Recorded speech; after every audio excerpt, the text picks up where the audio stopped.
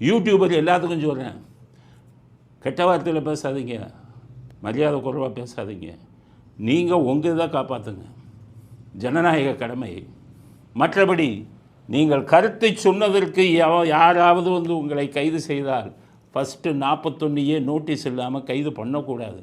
கேளுங்க, 41A notice கொடுங்க, கேளுங்க. அதை மீறி கைது செய்தால் ரெக்கார்ட் பண்ணுங்கள். மேலிசியஸ் ப்ராசிக்யூஷனை போட்டு வீட்டுக்கு அனுப்புங்க. நான் எல்லா உதவியும் பண்ணுறேன், சட்ட உதவி. மேலிசியஸ் ப்ராசிக்யூஷன் நான் கேஸ் போடுறேன். டேமேஜ்னு போட்டு அந்த இன்ஸ்பெக்டர் அந்த அவங்க சம்பளத்திலேருந்து வாங்குறதுக்கு சட்டத்தில் இடம் இருக்குது.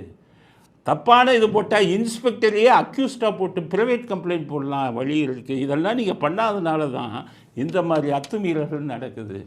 இதெல்லாம் பண்ணுங்கள். ஸோ இந்த யூடியூபர்ஸ் அசோசியேஷன்லேருந்து உங்களுக்கு இந்த மாதிரி பாதுகாப்புகளை சட்ட ரீதியாக கொடுக்குறோம்.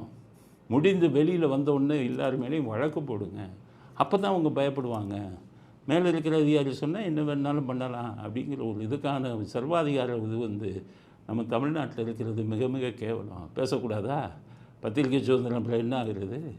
நீங்கள் செய்யும் தவறை சுட்டி காட்டக்கூடாதா?